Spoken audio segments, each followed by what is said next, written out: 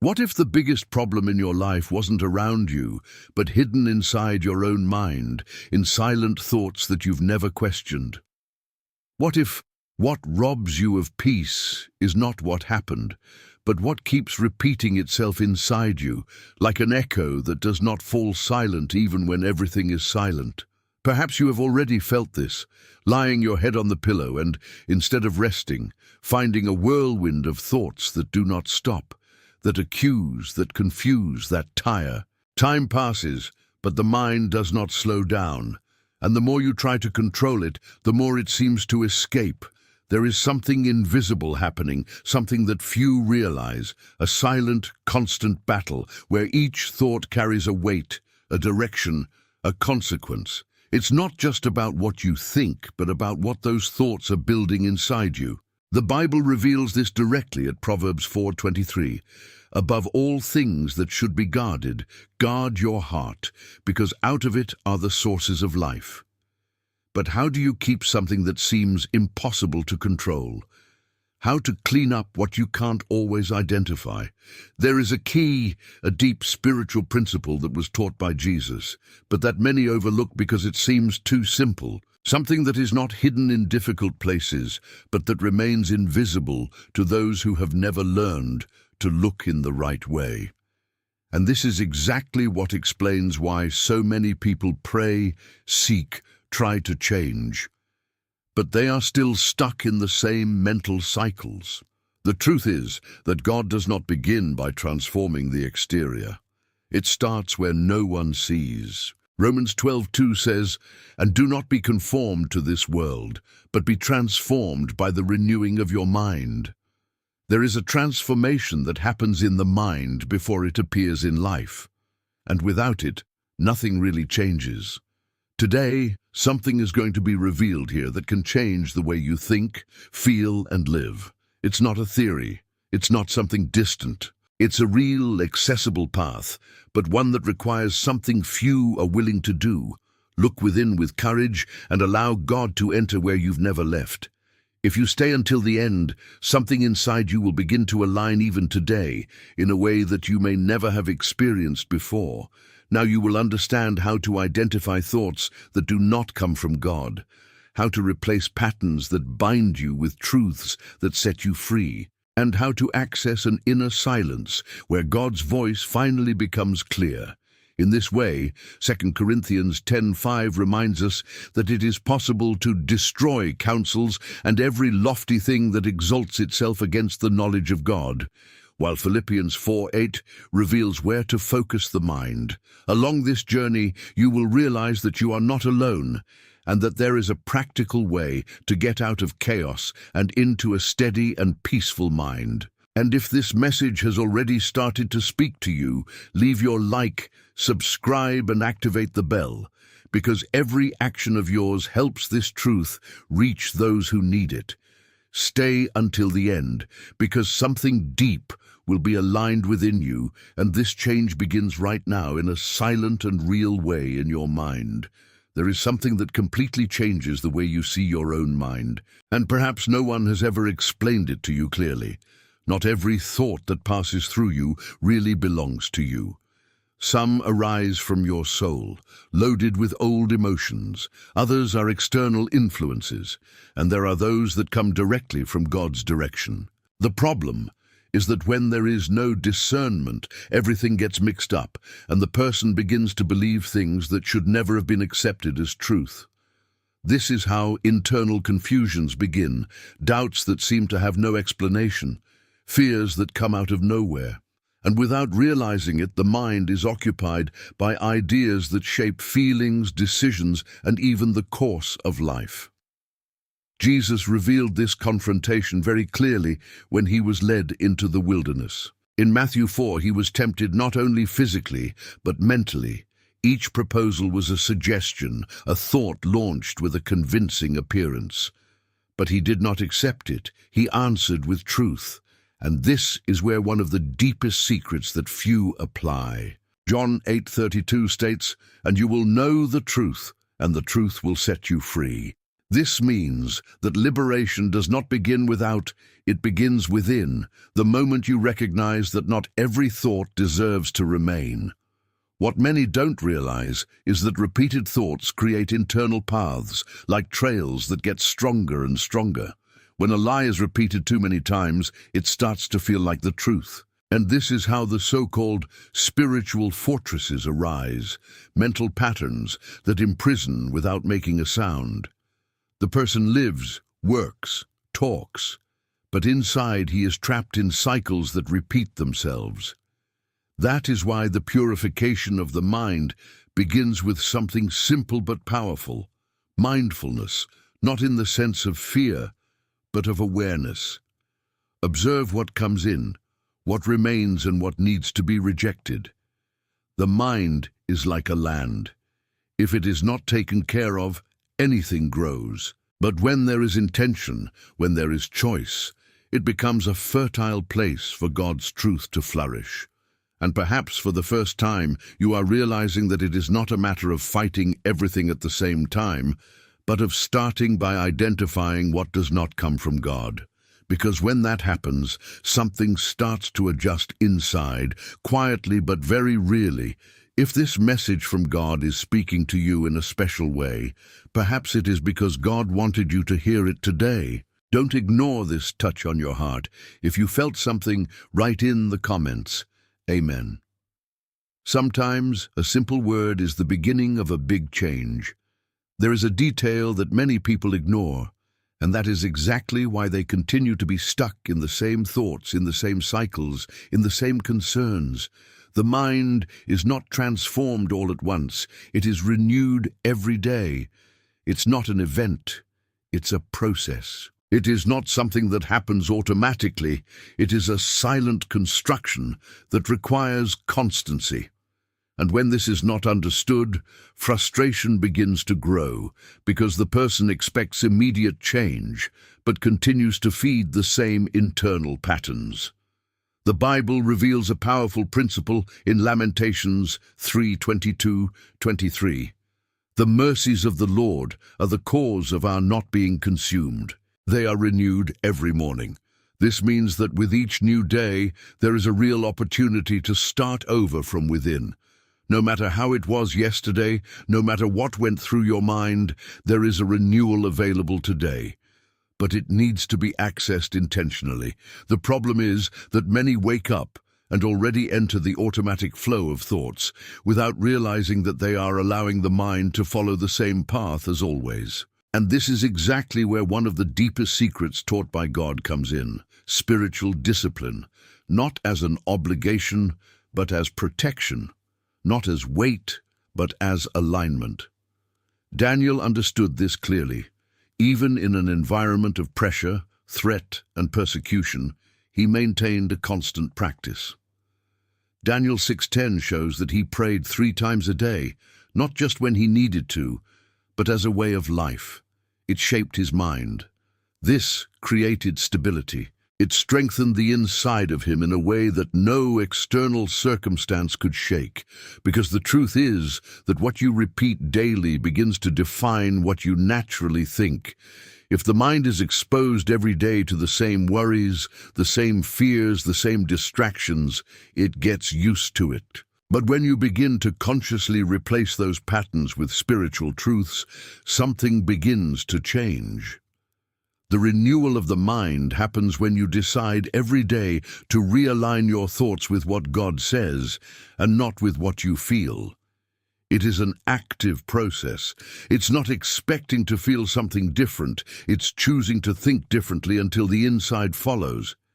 And little by little, without realizing it, what was once heavy begins to lose strength. What seemed impossible to control begins to organize, because the mind responds to what is fed constantly. Perhaps today is the day to start this new rhythm, not in a hurry, but with decision. One day at a time, one thought at a time, one choice at a time. If this word is awakening in you a deep desire for change, write now in the comments. Speak, Lord, your servant hears. Write it as a sincere prayer. And leave your like on this video, because then more people will also have the opportunity to experience this renewal that starts from the inside out. There is something that most people have missed without realizing it, and this is directly linked to the difficulty of hearing God. Silence. Not the silence of the environment, but the silence within the mind.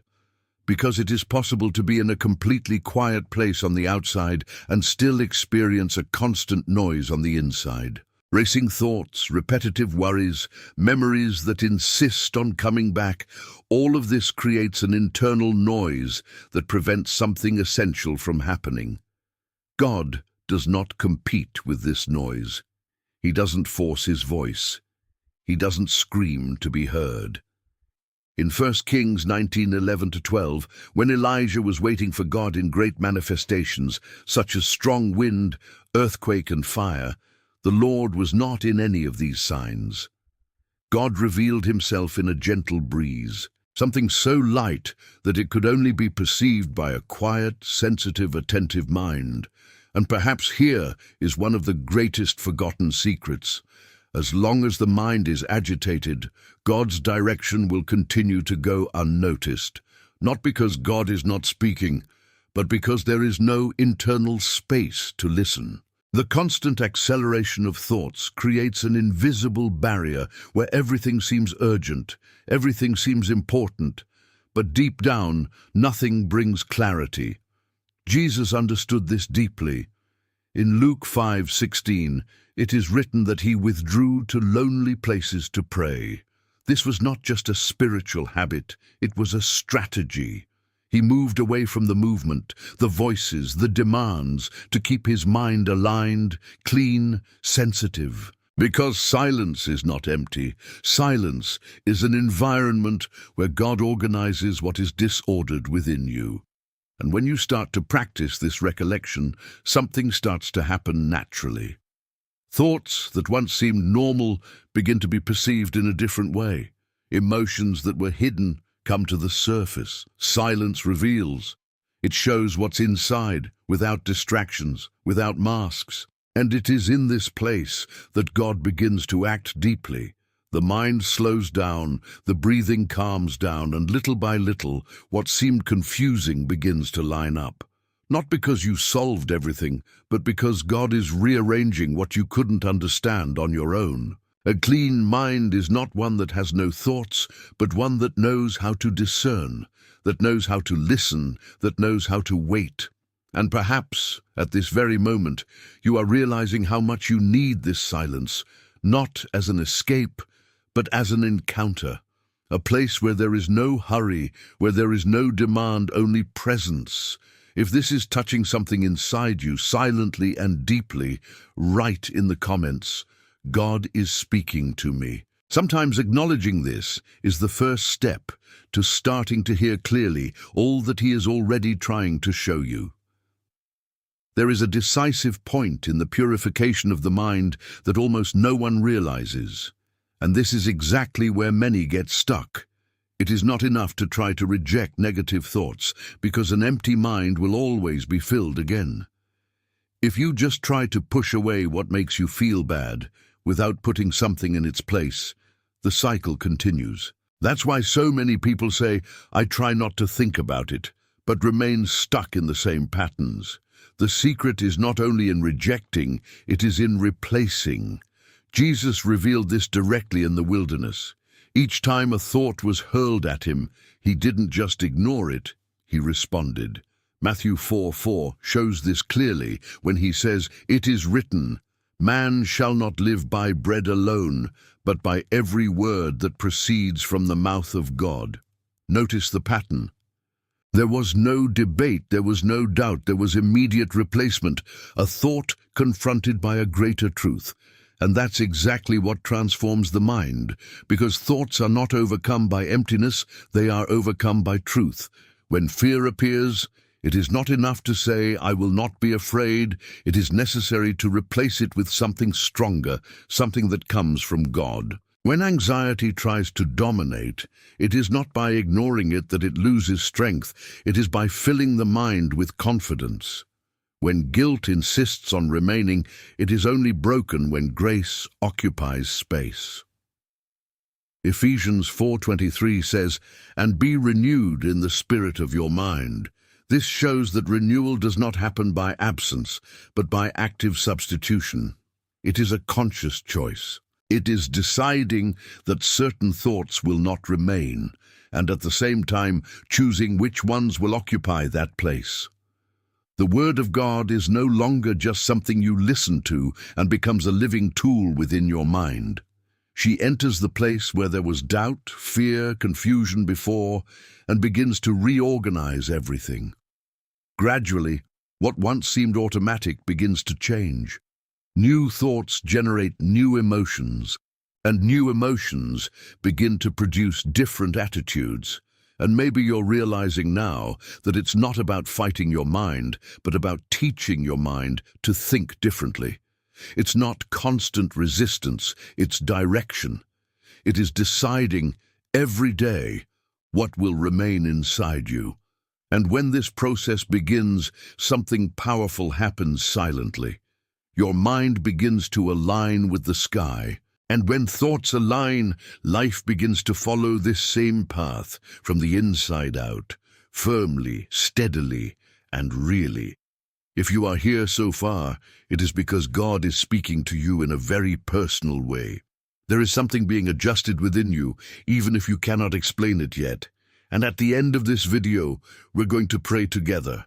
It will be a profound moment where everything you are learning will become a real experience. So stay until the end, because that may be the turning point that your mind and spirit have been needing. There is a deeper level to this transformation that goes beyond controlling thoughts or replacing negative ideas. That's when the way of thinking itself begins to change. It's not just an improvement, it's a change of mindset. The Bible reveals something that seems simple but carries immense power in 1 Corinthians 2:16. But we have the mind of Christ. This is not symbolic, it is a real invitation. It means that it is not just a matter of thinking better, but of learning to think as Christ thought. And when you start to understand that, something changes completely, because the mind of Christ does not react like the ordinary human mind. She is not guided by fear. She does not get lost in the confusion. She does not get caught up in the offense. She sees clearly, feels with compassion, and acts with spiritual authority. It is a mind that remains steadfast, even when everything around it seems unstable. A strong example of this is in Acts 7, when Stephen was being attacked, unjustly judged, and surrounded by hate-filled people. Naturally, any mind would go into despair or revolt. But he looked up at the sky. Even at that moment, he did not lose his spiritual sight. He saw something that others did not. This reveals a mind that was not bound by circumstances, but connected to something greater. And that's exactly what starts to happen when the mind is truly purified. He stops automatically reacting to what is happening on the outside and starts responding from what is aligned with God on the inside. The situation may even be the same, but the way of seeing it changes. The way of feeling changes. The way of deciding changes. But this does not happen by human effort. It's not trying to imitate, it's getting closer. The mind of Christ is accessed through intimacy with God. The more you expose yourself to the presence, the word, the silence, the more your thoughts begin to be molded in a natural way, without forcing, without pretending, without weight. And little by little, you realize that what once shook you no longer has the same effect. What once confused you begins to become clear, because the internal transformation begins to reflect on everything. The way you speak, how you react, how you position yourself, everything starts to carry a stability that does not come from you, but from God in you. And perhaps this is the point that many never reach, not because it is difficult, but because they have never been taught that it is possible. Thinking like Christ is not something distant. It is a process that begins when the mind is surrendered, renewed, and aligned daily. Now declare in the comments, "Lord, I receive your teachings." Write it as an act of faith, as an internal decision being expressed. And leave your like on this video, because this message can reach someone who also needs to have their mind transformed and find that same peace that starts from within. There is something that may be compromising your entire journey without you realizing it, and it is not in what you pray or what you declare, but in what you allow to enter your mind every day. Because the truth is simple and profound at the same time. Everything that enters your eyes and ears begins to silently shape what you think, feel, and believe. The mind does not create out of nothing. It responds to what it receives. And that's why Psalm 101:3 brings a firm decision. I will not set an evil thing before my eyes. This is not just advice. It is a spiritual strategy. It is understanding that what you consume today will influence who you become tomorrow. And often, without realizing it, the person is feeding their mind with content, conversations, and environments that weaken their faith, generate confusion, and steal peace. And the most dangerous thing is that this happens in a subtle way. It is not something that comes in an evident way. There are small daily exposures, small habits, small permissions that accumulate. When you realize the mind is already loaded, heavy, full of thoughts that did not come from God, but that now seem natural. Job understood this in a profound way when he stated at Job 31:1, I have made a covenant with my eyes. That means decision. It means limit. It means awareness that protecting the mind is a spiritual responsibility, because the mind was not created to be a storehouse of anything. It is a sacred place, a space where God desires to dwell clearly, and when this is not protected, everything starts to mix. God's voice becomes harder to perceive, peace begins to wane, and confusion gains ground. Not because God has moved away, but because the accesses have been opened without discernment. Spiritual vigilance is not living in fear, it is living with awareness. It is knowing that each choice has an impact.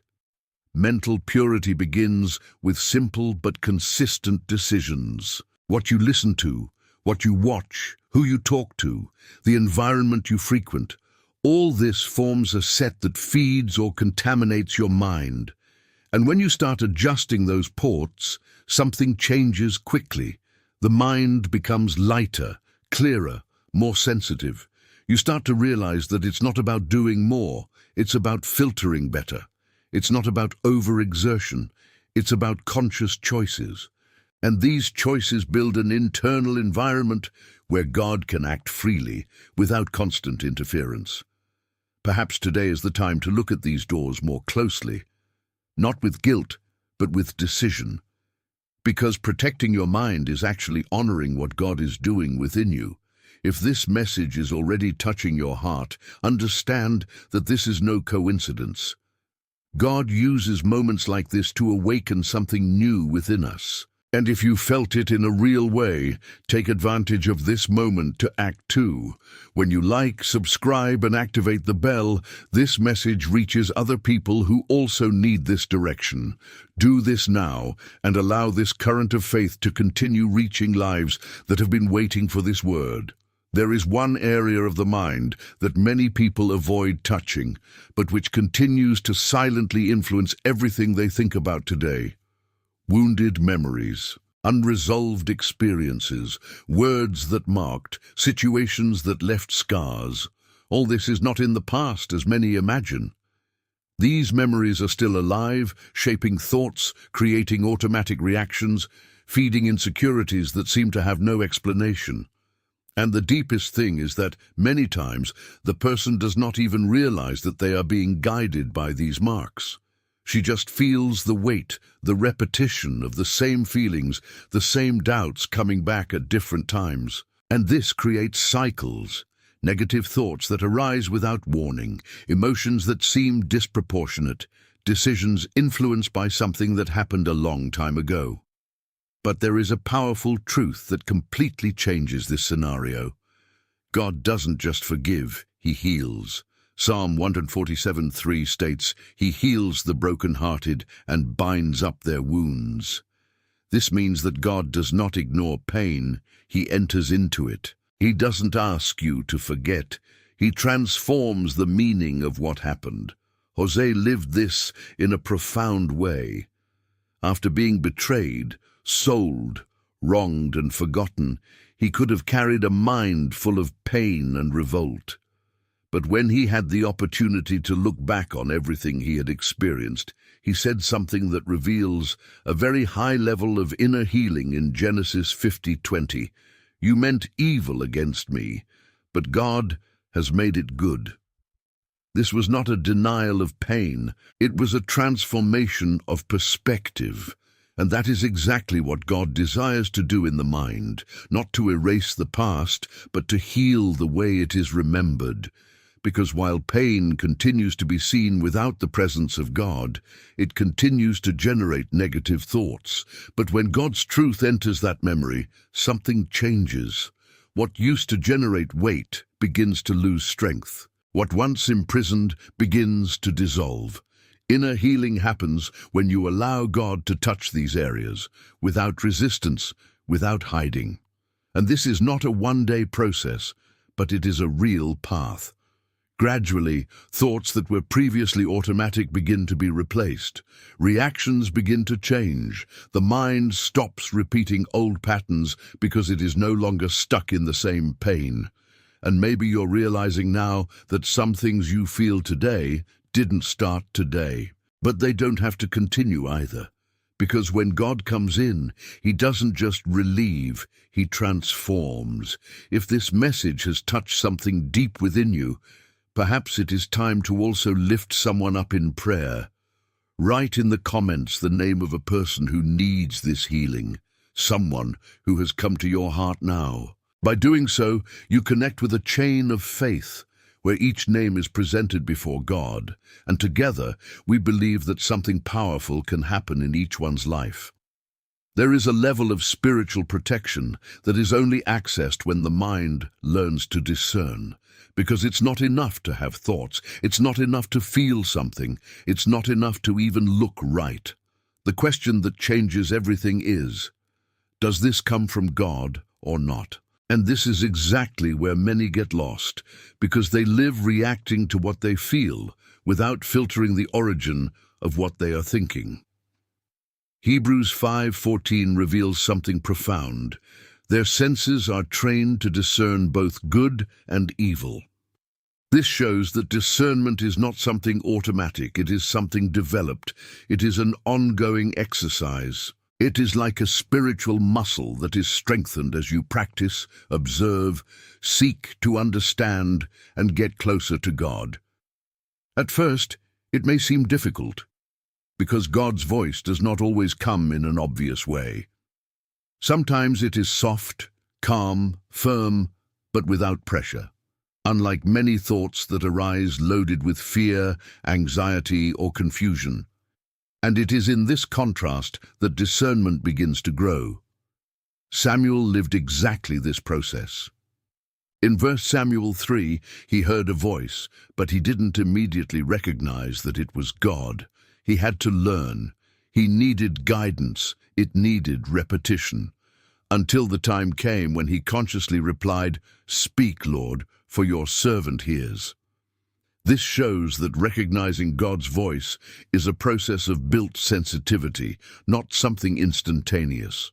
And when the mind begins to be purified, this sensitivity increases.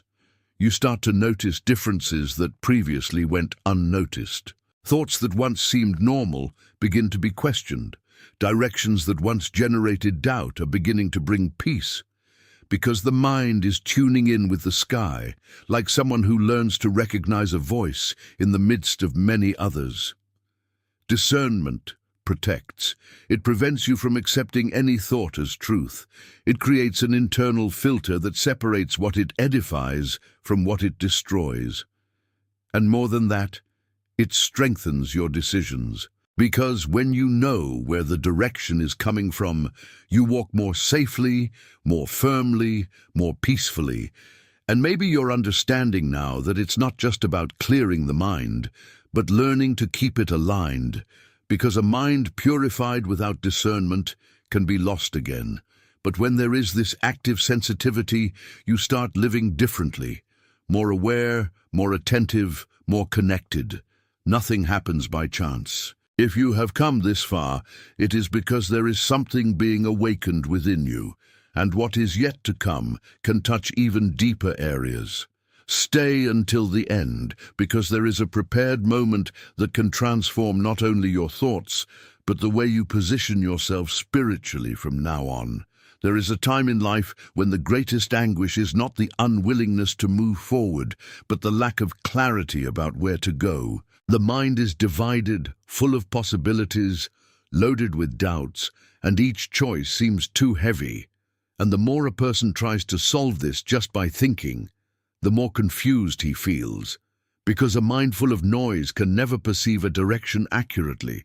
Often, this confusion does not come from the absence of response, but from the excess of voices, opinions, fears, memories, insecurities, all talking at the same time. And in the midst of this, God's voice, which is clear, firm, and tranquil, ends up being drowned. Not because he is not speaking, but because there is not enough room for this direction to be recognized.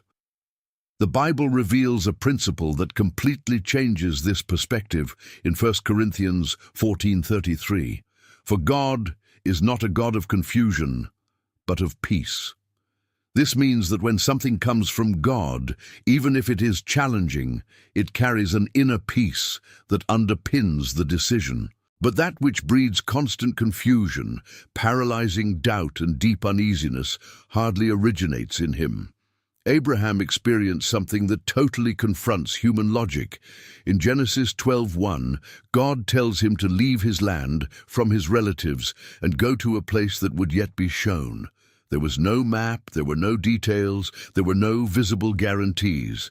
But there was something inside him that was bigger than uncertainty: confidence. And this trust did not come from external information. It came from an internal alignment with God. This is exactly what the purified mind begins to develop. He stops depending only on what he sees and begins to respond to what he discerns. When thoughts are organized, when noises are removed, when there is inner peace, the direction becomes clearer, even if the path is not yet fully visible. The problem was never the lack of response, but the excess of interference. Because an agitated mind distorts, anticipates, creates scenarios that do not exist. An aligned mind, on the other hand, perceives, discerns, and follows firmly, even without understanding all the details. And little by little, something begins to change inside you. The need to control everything begins to diminish. The anxiety for immediate answers loses strength. And in its place comes a different, deeper, more stable trust. Not based on what you can predict, but on what you can feel when you are at peace with God. Because in the end, the secret was never to have all the answers, but to have the heart and mind aligned enough to recognize the right direction when it presents itself, even if in a simple, silent way and without complete explanations. There is a profound difference between visiting God's presence and living in it, and it is precisely this difference that completely transforms the mind. Many people experience moments with God, feel peace for a moment, but soon return to the same state of anxiety, confusion, and restlessness. This is because they have not yet understood that God's presence is not just a place to go, but an environment where the mind can abide. When Moses declared in Exodus 33:15, "If your presence is not with us, do not bring us up from here," he was not just talking about a spiritual moment, but a total dependence. He recognized that without presence, any direction would lose its meaning, and this reveals something very profound. It is not the path that guarantees peace, it is the presence of God on the path. The impure mind lives dispersed, jumping from thought to thought, carrying worries, anticipating problems, reliving situations. It is never completely present. It is never at rest. But when the mind begins to be purified, something changes. She finds a place of permanence. She learns to inhabit.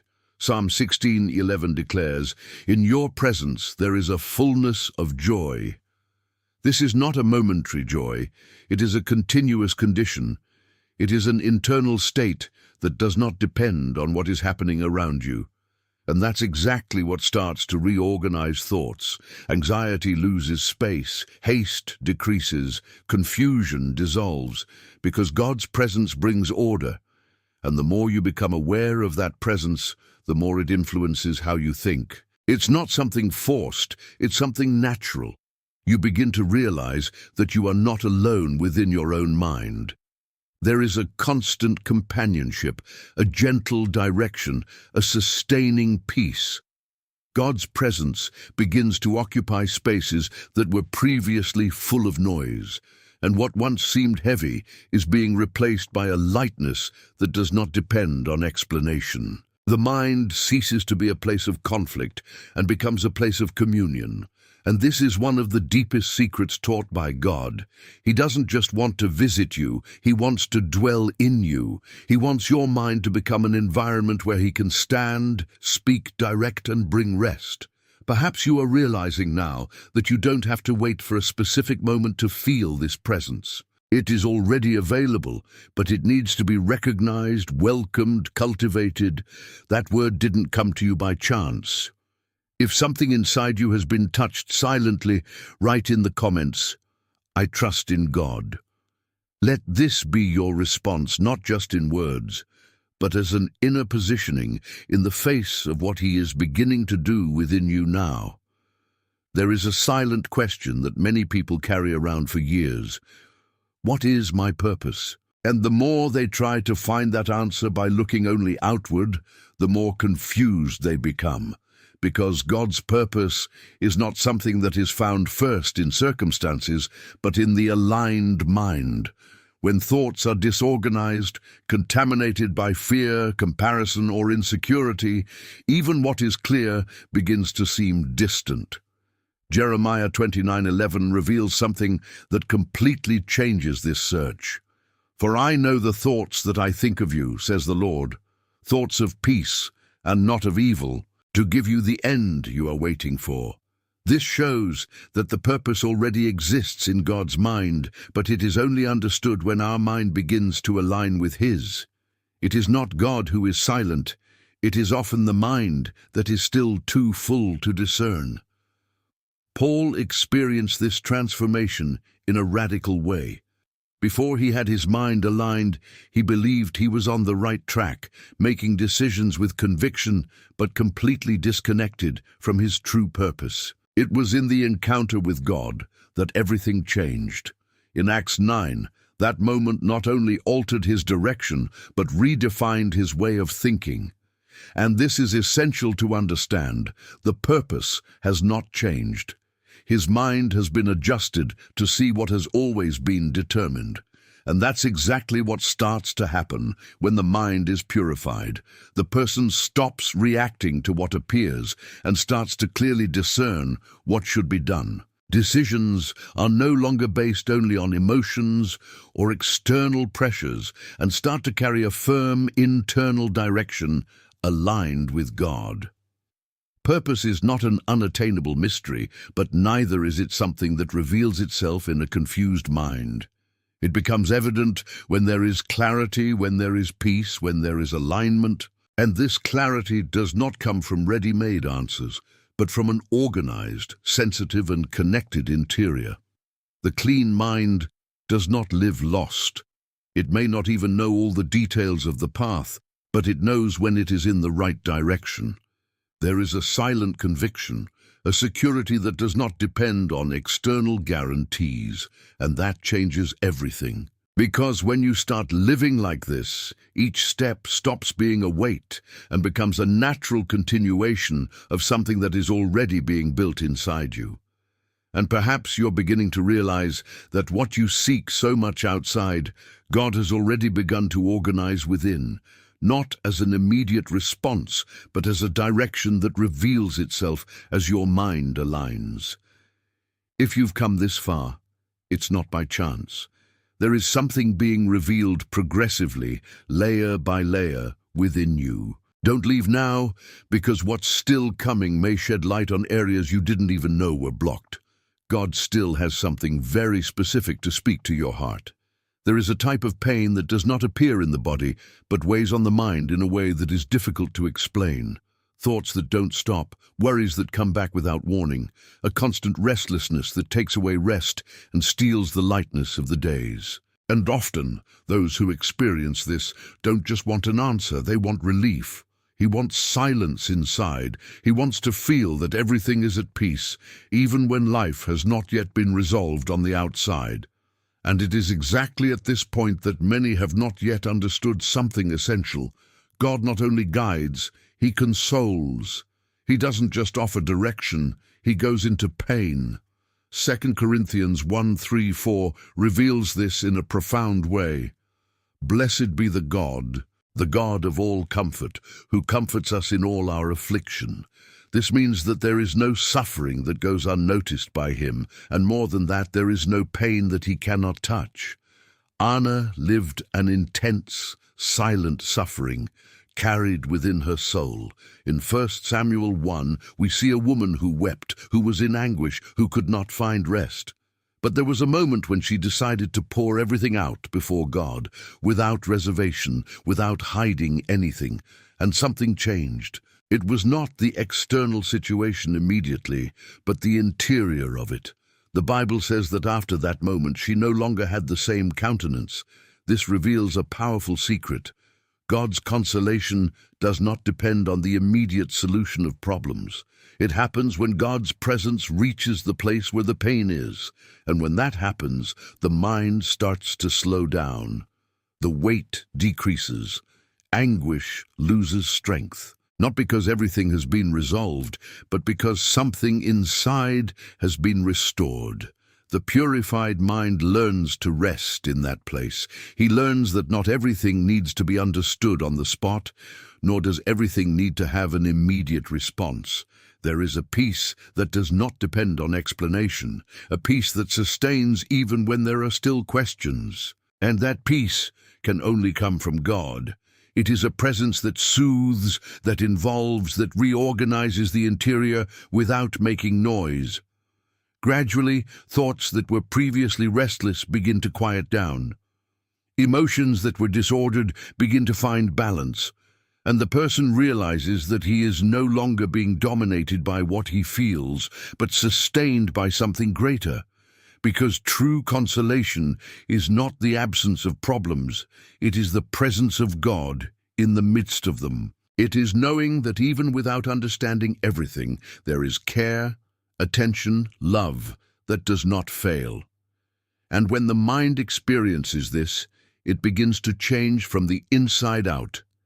If at this moment you can recognize that God has been good, even in the midst of so many struggles, write in the comments, Amen. Sometimes a simple word of faith is enough to remind the heart that He is still there, taking care of everything, even when we can't see it. There is something that sustains the mind when everything around seems unstable, and that something is not emotional force, it is not experience, it is not control, it is faith. But not a superficial faith, only of words, but a faith that becomes an internal structure, a basis that prevents the mind from getting lost in the midst of circumstances. Because when faith is in the right place, it doesn't just believe, it protects. Isaiah 26:3 clearly reveals this principle. You will keep him in peace whose mind is set on you. This shows that peace is not the result of the absence of problems, but of the steadfastness of the mind in God. And this firmness does not mean the absence of contrary thoughts, but the ability not to be dominated by them. Pedro lived this very intensely. When he got out of the boat and started walking on the water, something extraordinary happened. While his focus was on Jesus, he stood firm, doing something that seemed impossible. But the moment he changed his focus, when he started to observe the wind, the force of the waves, the surrounding scenery, something changed inside him. Fear came in, doubt grew, and he began to sink. What happened there was not only physical, it was mental. The change in focus altered his internal state, and this reveals something very important. The mind always responds to what is being fed. When the focus is on God, faith is strengthened. When the focus is on the problem, doubt gains space. True faith stabilizes the mind. It prevents fearful thoughts from taking deep root. It doesn't eliminate challenges, but it does change how you react to them. The person may be going through difficult situations, but inside there is a firmness that is not easily broken.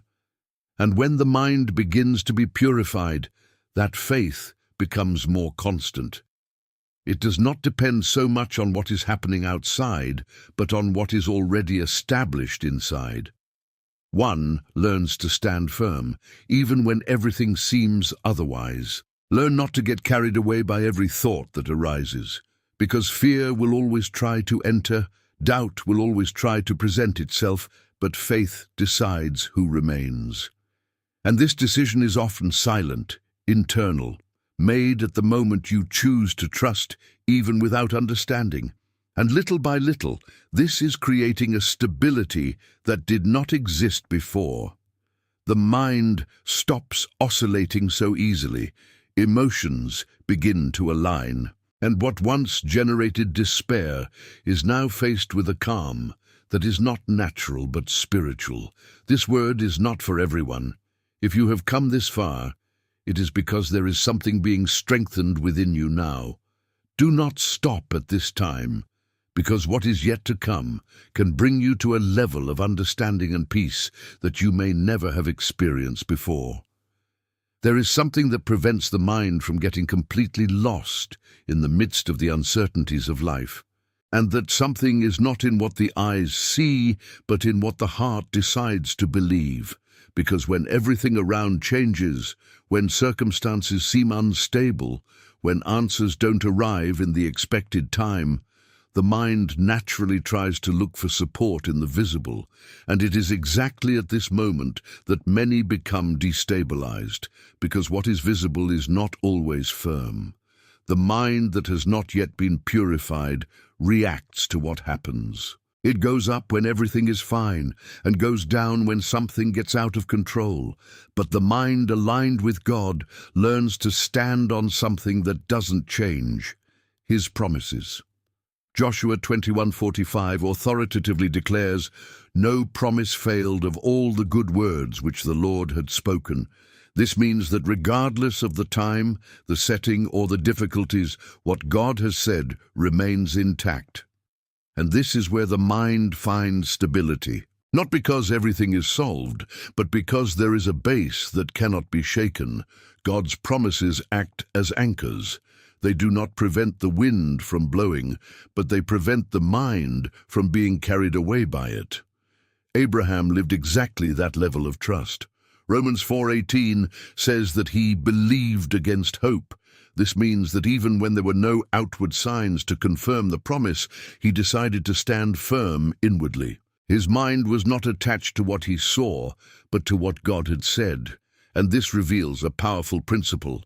Mental stability comes not from the absence of problems, but from the presence of a truth greater than them.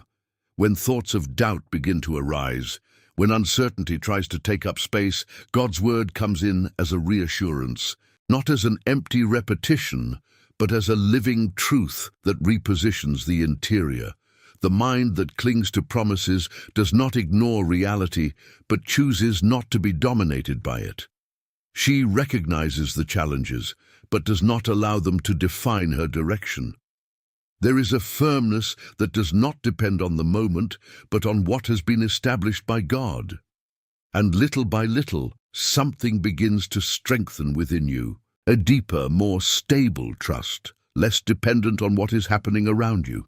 Anxiety loses strength, doubt decreases, and the mind finds a point of balance that does not oscillate easily.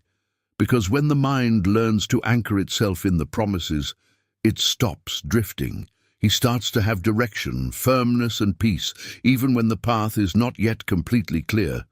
There are times when the mind seems to plunge into a darkness that is difficult to explain. It's not just sadness, it's a feeling of emptiness, of internal tiredness, as if everything had lost meaning for an instant. Thoughts get heavier, motivation decreases, and even what once brought joy no longer has the same effect. And the most challenging thing is that many times there is no clear cause. The person just feels that something inside them has changed. But it is exactly at these moments that a powerful principle needs to be activated. Lamentations 3:21 says, "I want to call to mind what can give me hope." This reveals that hope does not arise automatically. It is awakened by a decision. It is choosing to remember what empowers, even when the mind insists on focusing on what weakens.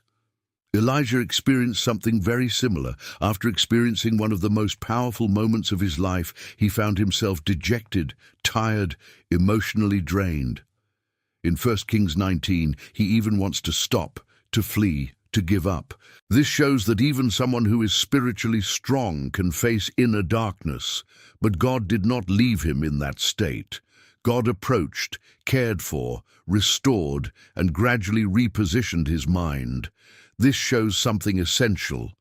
Darkness may come, but it does not have to remain, because God knows exactly how to rekindle hope. And often that starts with a simple but profound adjustment. What are you bringing to your memory? The mind does not live only in the present, it is constantly fed by memories. And when those memories are dominated by pain, frustration, or fear, hope loses ground. But when you start remembering God's promises, His care, the times when all seemed lost and yet something happened, something starts to change. The purified mind learns to select. Learn not to feed everything that arises. He learns to make room for what he strengthens. And this is not denying reality. It is choosing which truth will occupy the center of your thoughts. And little by little, the perspective changes. What seemed to have no way out begins to be seen in another way. Not because everything has been resolved, but because hope has been rekindled. And when hope returns, the mind finds the strength to continue, to believe, to remain. Perhaps at this moment you are in need of exactly that, to rekindle something that seemed unlit. And that word can be the beginning of that process, something simple but real happening within you right now. And if this message has reached you, think about how many other people may also be in need of that same hope. By liking this video, subscribing to the channel, and activating the bell, you help this word reach lives that are waiting for a sign, an answer, a consolation. And so, you become part of something bigger, being an instrument to bring light to those who are facing darkness today. There is a spiritual truth that completely changes the way you face life's challenges. Every victory begins in the mind before it appears in reality. Before any external change, there is an internal decision. Before any visible conquest, there is an invisible conviction being formed. And many do not live this victory because they are still trying to overcome on the outside what they have already lost on the inside. The mind is the first battlefield. It is there that fear tries to settle in, that doubt tries to grow, that insecurity tries to gain space. And when these thoughts are accepted, even if in silence, they begin to weaken the person, even before any real confrontation takes place. David shows just the opposite. When he stands before Goliath, he is not reacting to the size of the problem, but to the certainty that already existed within him. In 1 Samuel 17:45, he declares, "You come to me with a sword, and with a spear, and with a shield, but I come to you in the name of the Lord of hosts." This reveals a mind that does not negotiate with fear.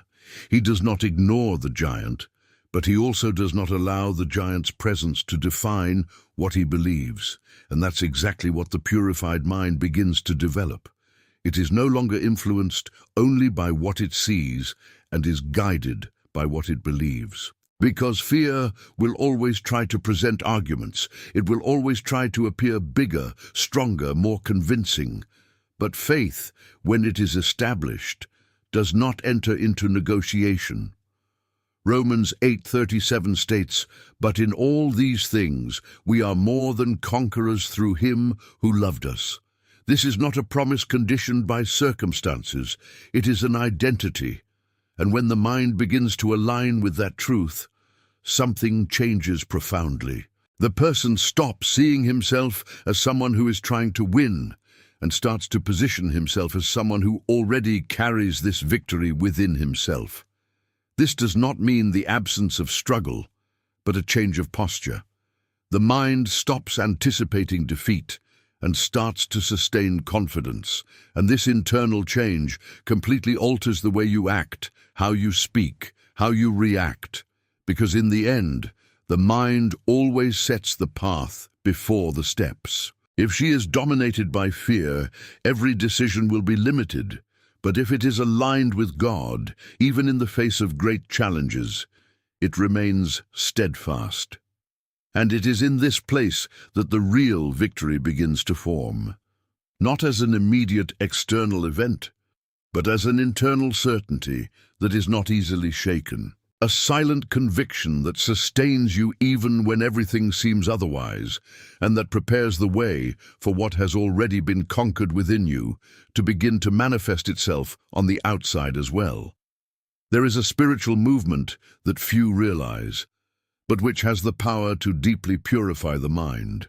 When you stop looking only at yourself and start taking a stand in favor of other people. Because while the mind is focused only on its own problems, it tends to spin in circles, repeating thoughts, amplifying worries, and feeding emotions that bring no solution. But when that focus shifts, something inside also begins to reorganize. Intercession does just that. It takes the weight off the center and repositions the heart in a higher place. It is not ignoring what you feel, but allowing God to use you as a conduit, even while you are still being dealt with on the inside. And this movement generates something powerful, inner cleansing. Job lived this in a remarkable way. After going through pain, loss, and deep questioning, there was a turning point in Job 42:10. And the Lord turned Job's captivity when he prayed for his friends. This shows that while he interceded for others, something within him was also being restored. The change did not begin without, it began within, the moment he decided to position himself spiritually beyond himself. Ezekiel 22:30 reveals how important this is. I sought out from among them a man who was in the gap. God continues to look for people who will put themselves in this place, not just to ask for yourself, but to stand up for others. And when one does that, the mind starts aligning in a different way. Intercession clears intentions. It breaks the silent ego that often dominates thoughts. It organizes emotions because it takes the focus off individual pain and connects it with a greater purpose. And more than that, it strengthens the connection with God because it puts you in tune with what He is doing. The purified mind becomes sensitive. He begins to perceive needs that previously went unnoticed. He begins to feel a different weight, not of concern, but of compassion. And this completely transforms the way of thinking. Because when you pray for someone, you're not just speaking words, you're connecting spiritually with something bigger. And in this process, without realizing it, your own mind is being adjusted. Thoughts that were once heavy begin to lose strength. Emotions balance each other. The interior finds a new rhythm. Because interceding does not only change external situations, it changes who is interceding. Maybe now you're being reminded of someone, a name, a face, a situation. And this is not by chance. If this message is touching you, write in the comments, God takes care of me. This simple statement can be the beginning of something that God will do, not only in your life, but also in the lives of those who are connected to your heart. There is a moment when transformation ceases to be something internal and begins to become visible, not as an effort but as evidence, because when the mind is really purified, it is not hidden. It appears in the way of speaking, in the way of reacting, in the way of living. And the strongest thing about all this is that it doesn't need to be announced, it's noticed. The Gadarene at Mark 5:15 is a clear picture of this kind of change. Before, he lived in complete lack of control, tormented, without mastery over himself. But after an encounter with Jesus, something happened inside him that changed everything.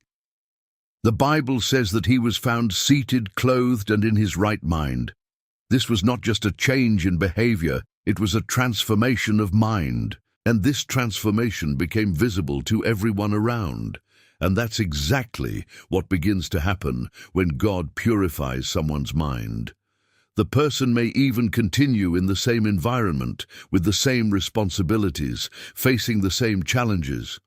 But something about them is different. There is a peace that did not exist before. There is a balance that does not depend on the circumstances. There is a firmness that is not easily shaken. This transformation does not need to be explained because it manifests itself. Matthew 5:16 says, "Let your light so shine before men." This means that inner change becomes a visible light, not to exalt the person, but to reveal what God has done in him. And the deepest thing is that this testimony reaches other people in a natural way. Someone observes, someone notices, someone wonders what has changed. Because a transformed mind carries something that goes beyond words. It carries presence, it carries peace, it carries spiritual authority. And this authority does not come from knowledge alone, but from experience. He is someone who does not only speak of what he has heard, but of what he lives. And this has a different weight. It plays differently because it's real. The purified mind becomes a living reflection of God's action. Each decision, each reaction, each posture begins to carry this transformation, and little by little, what started silently inside the mind starts to influence everything around. You may not fully realize it yet, but this process may already be happening within you. Small changes, new thoughts, new answers, and this is no coincidence. It is the beginning of something bigger, something that will become visible at the right time. What you will hear now may be just what was missing to complete this process within you. There is something that still needs to be aligned, something that can further deepen this transformation. Stay until the end, because what comes next may touch an area that you have not yet noticed, but that God is already preparing to transform. There is a point in the spiritual walk that is not connected to how much you know, how much you do, or how much you have lived, but how much you are still connected, because it is possible to keep following, keep believing, keep even practicing, and yet feel that something essential is left behind. It is not the absence of faith. It is distance from intimacy. Revelation 2:4-5 brings a deep and necessary confrontation. "But I have this against you, who has left your first love. Remember therefore from where thou hast fallen." This reveals that the disconnection does not happen all at once. It begins silently, almost imperceptibly, within the mind. Small distractions, excessive worries, thoughts too busy with other things. And little by little, what was once a priority is being set aside. The mind is filled, but not with God. It is occupied, but not with what it really sustains. And then the person continues, but without the same presence, without the same sensitivity, without the same intensity, until there comes a time when something inside starts to bother you. A feeling that something is missing, that it was once different, that there was once more life there. The prodigal son lived exactly that moment. In Luke 15:17, the Bible says, coming to his senses. This sentence reveals the turning point. He was distant, lost, living a reality completely disconnected from what was his origin. But everything began to change when his mind awoke, when he realized again, remembered, recognized. And that's exactly what mind purification does. It removes distractions, clears excesses, silences noise, and allows spiritual awareness to function clearly again. The person begins to perceive what he did not see before. He begins to feel what was dormant, begin to remember who God is and who she has become in him. It is not just about returning to external practices, but about restoring the essence of the relationship. It is to return to the place where presence was enough, where connection was natural, where there was no weight, only closeness. The aligned mind remembers this truth and begins to reposition itself. And in this process, something very profound happens. Faith ceases to be just a structure and returns to being a living relationship. Prayer ceases to be an obligation and becomes an encounter again. God's presence ceases to be a moment and returns to being a constant environment. Reconnecting is not starting from scratch. It is going back to what has always been true. It is allowing the mind to be cleansed of everything it has pushed away, so that the heart can feel again what has never ceased to exist. There's a sense of urgency that a lot of people are ignoring, and it's not on the outside, it's inside the mind. It is that silent perception that something needs to change, that certain thoughts can no longer continue, that there is a misalignment that, if not dealt with now, will become even heavier over time. And the danger is not only in the error, but in the delay. Ephesians 5:16 has a direct warning: time is redeemed, for the days are evil. This means that there is no room for spiritual neglect. Postponing the decision to purify the mind does not keep things as they are. It makes it worse, because a mind that is not cared for begins, little by little, to become disorganized, to get confused, to lose sensitivity. And this is not something new. In Genesis 6:5, we see an entire generation that has reached a critical level. Every imagination of the thoughts of his heart was only evil continually. This did not happen overnight. It was a process of negligence, of permissions, of lack of vigilance, until there came a point where the hive mind was already completely distorted. And this is exactly what happens when the mind is not purified. Small thoughts are ignored, small attitudes are justified, small deviations are tolerated. And over time, what seemed insignificant begins to gain strength. Confusion increases, discernment decreases, peace disappears. But there is a clear call from God for this time. Vigilance. Not as fear, but as active awareness. It is understanding that the mind needs to be taken care of now, not later, that what you allow today can define your condition tomorrow. The awakened mind discerns time. She notices signs that others ignore. She senses when something is not right. He does not let himself be easily carried away by any thought, any influence, any direction. There is a firmness, a constant attention, a decision to stay aligned. And perhaps right now you're feeling just that. A different urgency, a restlessness that is not negative, but a call to take a stand, to adjust, to clean, to align what can no longer continue as it is. Because God is not just talking about transformation, He is calling to action. Not tomorrow, not after, but now. It is an internal decision that starts silently, but that changes everything.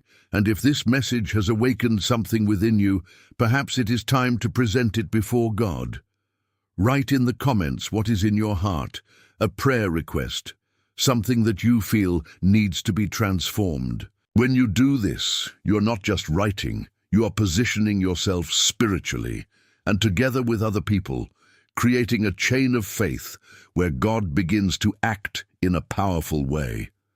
There is a silent influence that shapes the mind steadily, and often it is not in the thoughts that come out of nowhere, but in the connections you maintain, because no one builds a mentality in isolation. What you hear, the people you live with, the environments you frequent, all of this begins to directly influence the way you think, feel, and react. Proverbs 27:17 reveals this simply and powerfully. Just as iron sharpens iron, a man sharpens his companion. This means that the connections are not neutral. They are always shaping something. Either they strengthen or weaken. Either they align or they confuse. And when this is not perceived, the mind ends up being influenced without awareness.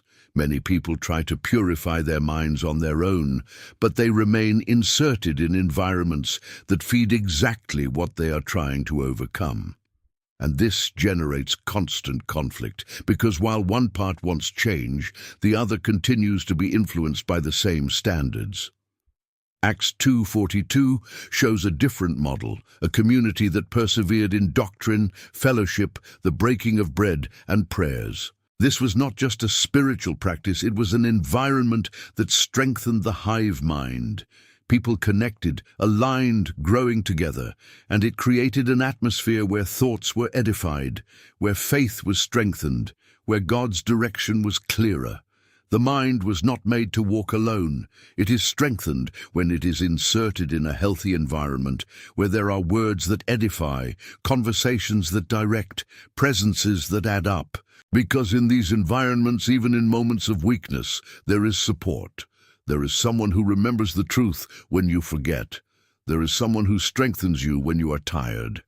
And that makes all the difference, because destructive thoughts lose strength when they don't find agreement. But when the mind is surrounded by wrong influences, these thoughts find room to grow. Therefore, the purification of the mind also involves relationship choices. It's not about quantity of people, but about quality of connection, about being close to those who bring you closer to God, who strengthen your faith, who contribute to your spiritual clarity. Because these connections work as protection, they help keep the mind aligned even when there is external pressure. And little by little, you realize that your way of thinking begins to change naturally, not only for what you decide alone, but for the environment you have chosen to live in. Because when there is an atmosphere of faith around, the mind responds to it. And maybe this is an adjustment that needs to happen, not just within you, but all around you. Because the mind that is sustained by the right connections becomes firmer, clearer, and much more prepared to continue advancing in all that God is building. There is something that many people desire, but few are really prepared to sustain: the call of God. Because the call does not begin on the outside, it begins within the mind. And when that mind is still charged with insecurity, fear, comparison, or confusion, even that which comes from God can seem distant or impossible. Many think that God chooses only on the basis of ability, but the truth is that He works first on the mindset. Before any submission, before any responsibility, before any clear direction, there is an internal alignment process. Isaiah lived this in a profound way. Before declaring, "Here I am, send me," he went through a moment of purification. Something inside him had to be dealt with before he could position himself clearly. This reveals an important principle. It is not the calling that transforms the mind. It is the mind that needs to be transformed in order to sustain the calling. Because without it, the person even starts but cannot stay. Pressures, doubts, contrary thoughts end up weakening what should be firm. Gideon also faced this process. When he was called, his first reaction was not boldness, it was insecurity. He saw himself as the smallest, incapable, insufficient. The problem wasn't the absence of a calling, it was the way he thought about himself. And until that mindset was adjusted, he wouldn't be able to move forward. And this continues to happen today. How many people have potential, have direction, have something of God about their lives, but are stuck in thoughts that limit them? Thoughts that say it's not possible, that it's not for them, that they won't make it, And while those thoughts remain, the call seems far away. But when the mind begins to be purified, something changes. The person stops seeing himself only by his own limitations and begins to see himself from what God is saying. Fear loses strength, the doubt decreases, and in its place there is a boldness that comes not from effort, but from alignment. God is not just calling empowered people, He is forming aligned minds. Because when the mind is clear of distortions, the call becomes clearer, firmer, more livable. And perhaps, at this moment, you are beginning to realize that what seemed far away is not so far away. That what needs to change is not outside, but inside. And that God has already started this process in you. You were reached because you were chosen. This message did not reach you by chance. If this made sense in the depths of your heart, write in the comments, God chose me. Because recognizing this is the first step to living all that He has already prepared for your life.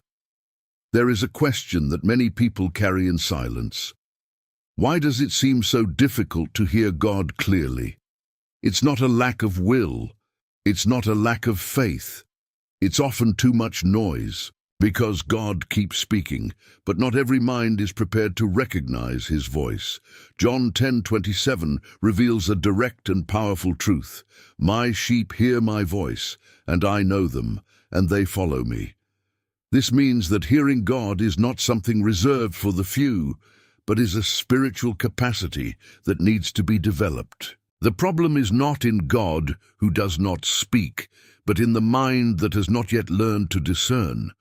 When the mind is polluted, full of racing thoughts, disordered emotions, and external influences, everything begins to blend together.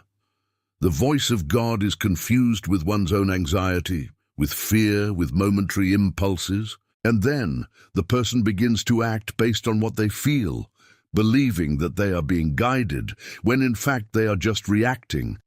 But when the mind begins to be purified, something changes in a subtle and profound way. It becomes more sensitive, more attentive, calmer, and in this state, what once seemed confusing begins to become clear. Because God's voice is not loaded with pressure, it does not generate despair, it does not push with fear. It directs with peace, with firmness, with inner clarity. Elias experienced this in a remarkable way. He did not find God in intense manifestations, but in a gentle whisper. This reveals that listening to God requires a different kind of listening. It's not about external intensity, it's about internal sensitivity. It is to understand that which does not make noise, but which brings conviction. And this listening only happens when there is silence within the mind. When thoughts slow down, when emotions are not dominating, when there is space to notice. Because God does not compete for attention, He reveals Himself to those who are attentive. The aligned mind learns to differentiate. She begins to notice when something comes from God and when it is just an emotional impulse. And this difference completely changes the path of life. Decisions become safer, directions become clearer, and peace begins to accompany every step. Hearing God is not an isolated event. It is a lifestyle built from a clear, sensitive, and available mind.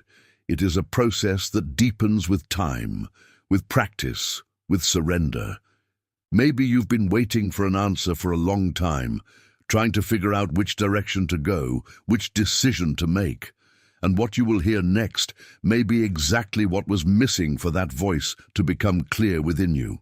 Stay until the end, because there is something being prepared to align your mind even more with what God is already saying. There is a way for God to speak that many ignore, not because He is not communicating, but because the mind is not sensitive enough to perceive. It won't always be a clear voice. It won't always be something direct. Often, they are signs. Small details, situations, directions that seem simple, but carry something much bigger behind them. Jesus called attention to this in Matthew 16:3 when He said, "Do you not know how to discern the signs of the times? This shows that the signs were there, visible but not understood. And this continues to happen. God continues to move, speak, direct, but not everyone can perceive it because they have not learned to discern. The Magi of the East are a striking example of this sensitivity. In Matthew 2:2 they said, "We have seen his star in the east, and we have come to worship him." While many were distracted living normally, those men noticed a sign in the sky. It wasn't something common, but it wasn't something explained in detail either. It took sensitivity to understand that it had a spiritual meaning, and that's exactly what the purified mind begins to develop. A different perception, a closer look. Things that previously went unnoticed begin to make sense. Situations that seemed ordinary begin to reveal direction. Not because everything has become extraordinary, but because the mind is now aligned to perceive. God speaks in many ways, sometimes through a word, sometimes through a circumstance, sometimes through an internal discomfort that cannot be ignored. But to understand, it is necessary more than listening, it is necessary to discern. Because the signs don't come with full explanations, they require sensitivity. And this sensitivity is not born of haste. It is not born of a fast-paced, distracted mind, full of interference. It is born in silence, in attention, in connection. When the mind is clear, it can perceive what once seemed invisible. And little by little, this begins to transform the way you live. You stop relying only on direct answers and start noticing subtle directions. Small details begin to confirm paths. Situations begin to fit together in a way that is no coincidence. Maybe you've experienced moments like this, but you didn't give it importance. Maybe you've already noticed something, but ignored it. And now you begin to understand that God was there, speaking in a way that you had not yet learned to recognize. And the more the mind aligns, the clearer this perception becomes. Not perfect, but sensitive. Not constant all the time, but growing. Because it is a process of learning, of adjustment, of proximity. If this message reached you, it was not by chance. God is awakening something in your perception right now. And if you want to continue growing in this understanding, subscribe to the channel, activate notifications, and stay tuned, because there are still signs that you are about to start seeing more clearly from today. There is a very common mistake when talking about moving. The idea that everything starts on the outside, that first you need to adjust behaviors, solve situations, organize your life, to then feel peace inside. But God's way is exactly the opposite. He does not begin on the outside. He begins on the mind, on the inside, by the place where everything really forms. Jesus made this clear in Luke 6:45 when he said, "A good man brings good out of the good treasure of his heart." This reveals that what appears on the outside is only the reflection of what is already established inside. Attitudes are not the beginning. They are the result. Choices do not come out of nowhere. They are born from thoughts, convictions, a mentality that has already been built internally. Zacchaeus experienced a transformation that illustrates this in a profound way.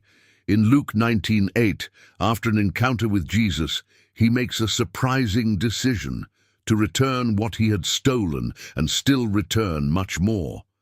No one demanded that of him. It was not external pressure. It was something that was born within. His mind was touched, aligned, transformed, and this naturally changed their attitudes. And that's exactly how God works. He does not force external changes, he transforms the essence. Because when the interior changes, the exterior doesn't need to be pushed, it accompanies. The person begins to act differently without forced effort. He begins to decide more clearly. He begins to reject what once seemed normal. The purified mind alters everything. It changes the way we see, think, react. And this directly impacts the path that the person follows. Different decisions generate different results. Different postures open different doors, and little by little, life begins to take a new direction, not because something external has changed first, but because something internal has been aligned. And the most important thing is to understand that this is not appearance. It's not about looking transformed, it's about being transformed. Because superficial changes are not sustainable. They don't last long, break easily, don't resist pressure. But when the transformation happens in the mind, in the root, it remains. God is not only interested in adjusting behaviors, He wants to restore the essence. He wants your mind to be a place aligned with truth, so that whatever comes out of you carries that same truth. And perhaps you are realizing now that what you have tried to change so many times on the outside has never remained, because it had not yet been resolved within. But when this process begins in the mind, everything takes a new turn. Because when the inside is transformed, the outside is no longer a struggle, and it becomes a natural consequence of something that God has already begun to do within you. There is one point that many overlook once they begin to experience transformation. The mind does not remain pure on its own. The same place that has been renovated can over time revert to old patterns if there is no continuity. Because the purification of the mind is not an isolated event, it is a constant process, a spiritual maintenance that needs to be lived every day.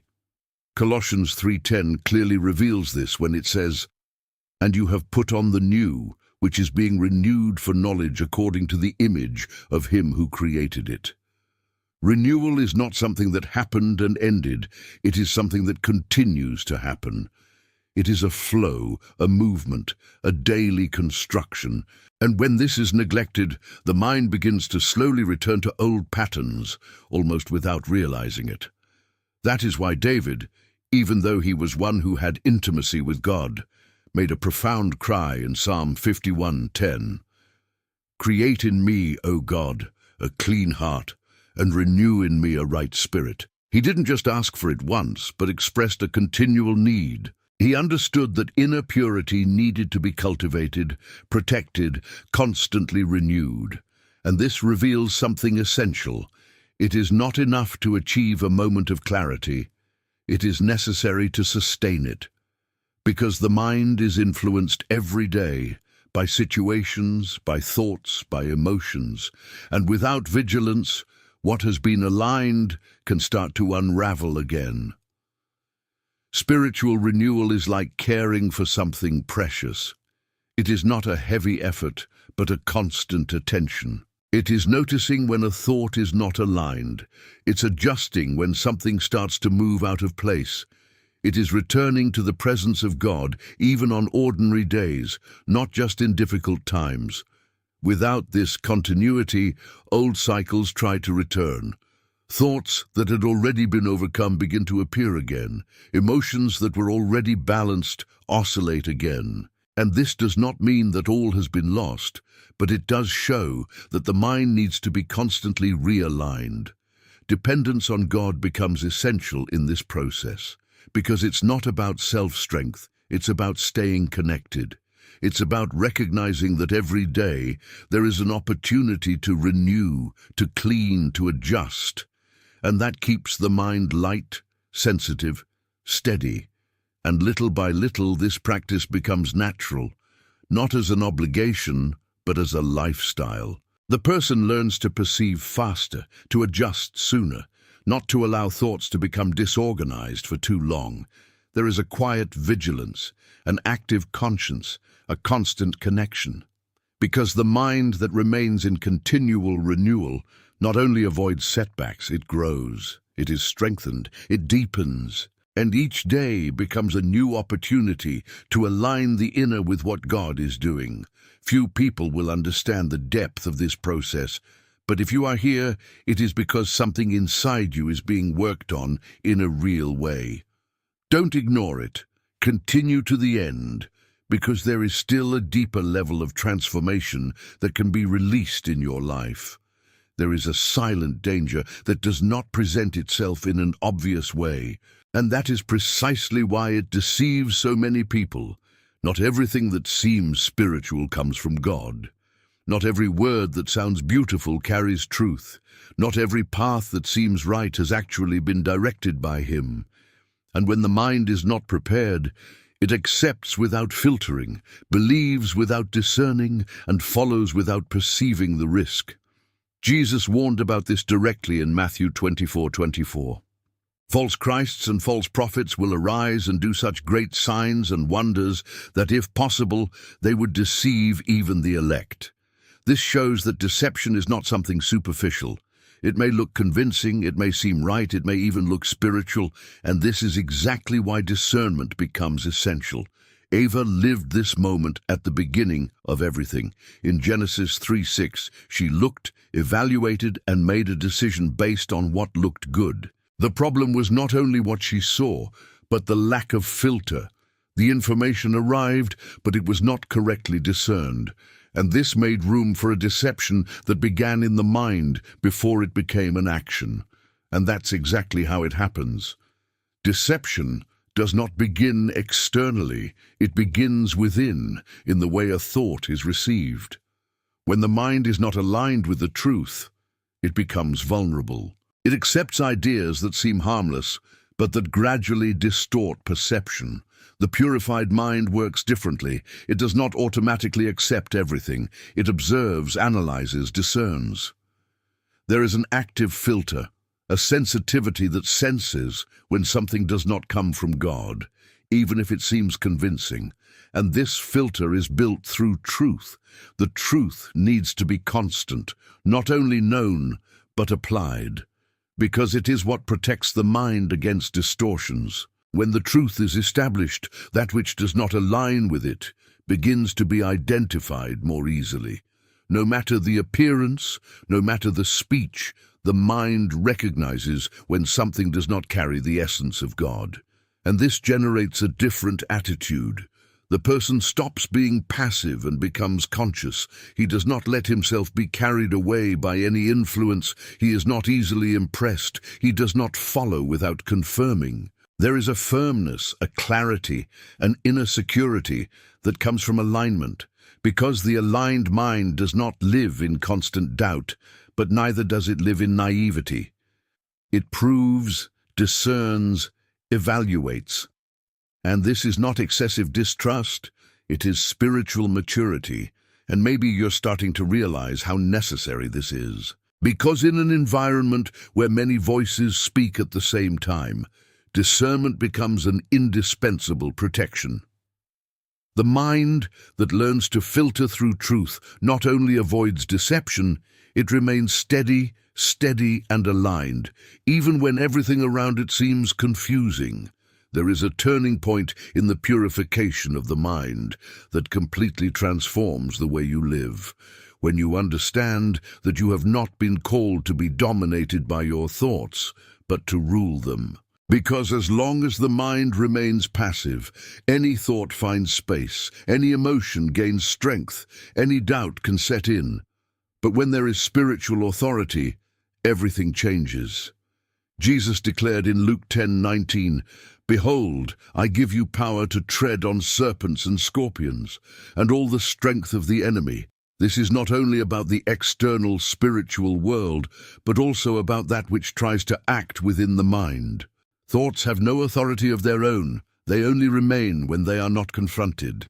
And this is the mistake of many, accepting everything they think as if it were true. The purified mind learns something essential. Not every thought must be accepted. Some must be rejected immediately. Others need to be confronted, and some need to be replaced. There is an active posture, an internal decision not to allow any idea to remain unfiltered. Jesus demonstrated this all along. He did not negotiate with contrary thoughts. He did not give room for doubt to grow. He did not allow that which did not come from God to be established. There was authority. There was clarity. There was positioning. And this is exactly what begins to be developed when the mind aligns with God. The person is no longer a hostage to what he feels or thinks and starts to exercise domination. When fear arises, it does not accept it as absolute truth. When doubt arises, it does not automatically surrender. There is an internal response that arises. 2 Timothy 1:7 states, "For God has not given us a spirit of fear, but of power and of love and of a sound mind." This means that fear may even try to enter, but it does not belong to you. And when you understand that, you start treating it differently, not as something inevitable, but as something that can be rejected. Spiritual authority begins right there. The moment you decide what stays and what doesn't stay inside your mind. And this decision, even if silent, defines everything. Because whoever governs thoughts governs emotions, and whoever governs emotions governs decisions. And little by little, something begins to strengthen within you, a new firmness, a different security, an awareness that you are not at the mercy of what arises in your mind.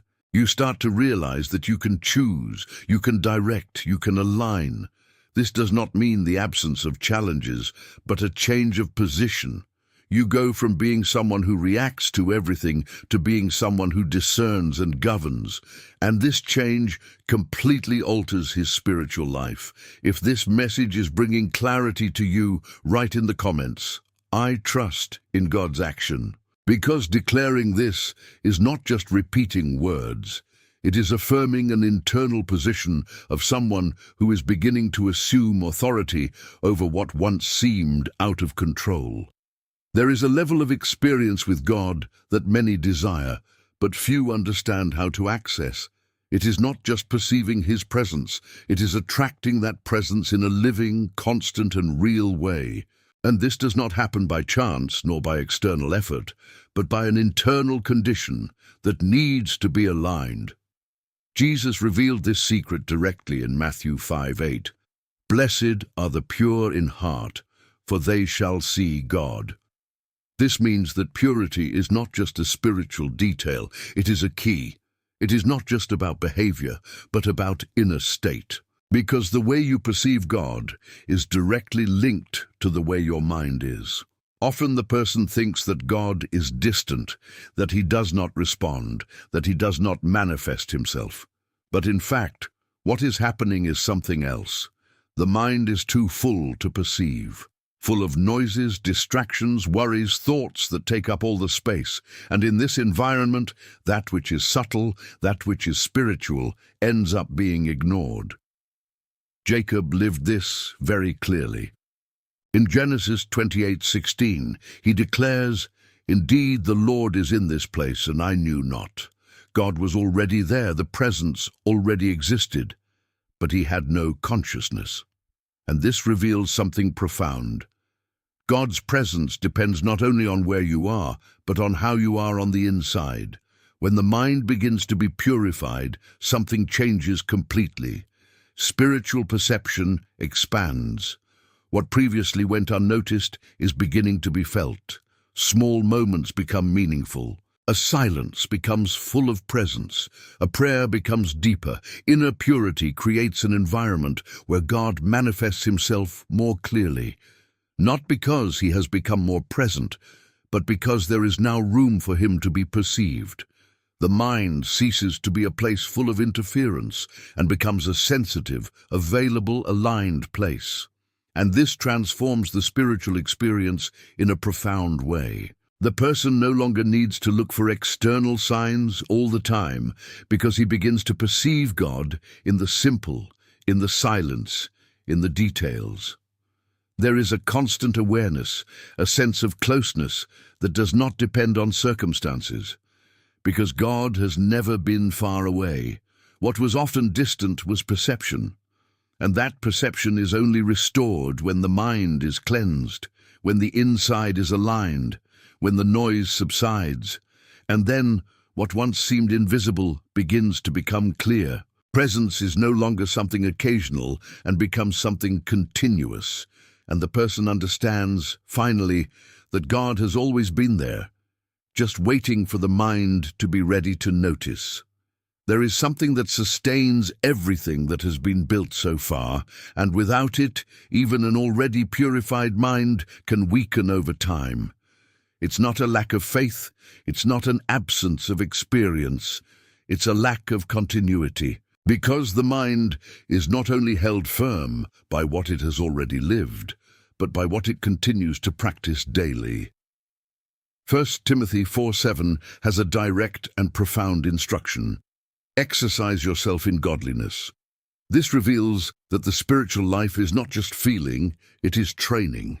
It's not just intense moments, it's constancy. There is a practice, a repetition, an intentionality that sustains what God has already begun. Many people experience strong moments with God, feel peace, clarity, direction. But as the days go by, everything begins to dissipate. And this is not because God has moved away, but because discipline has not been maintained. The mind was once again exposed, vulnerable, without protection. Jesus, even though he was who he was, maintained a constant spiritual routine. Mark 1:35 shows that he would get up early in the morning, withdraw, and seek a place of prayer. This was not a necessity for weakness, it was a strategy. It was maintenance. It was continuous alignment. And this reveals an essential principle. Spiritual discipline is not a burden. It is protection. It creates stability. It strengthens the mind so that it does not swing easily. Because when there is constant practice, the mind becomes more resistant, firmer, more prepared. Without this discipline, the mind begins to give way little by little. Old thoughts regain space, emotions begin to become disorganized, and what seemed to be defeated begins to reappear. Not because it was stronger, but because there was no continuity in care. But when discipline becomes a part of life, something changes. The mind begins to stay aligned more easily. It's not heavy effort, it's habit. It is not an obligation, it is awareness. It is to understand that every day there is a choice, to feed what strengthens or to allow what weakens. And over time, this practice takes deep roots. The mind ceases to be unstable and becomes constant. Even on difficult days, even in times of pressure, there is a foundation that sustains it. There is a firmness that does not depend on the circumstances, because the trained mind does not react as before. It has already learned, it has already been adjusted, it has already been strengthened, and that makes all the difference. It does not eliminate challenges, but it completely changes the way you face them. Spiritual discipline is not about doing more, it is about staying aligned.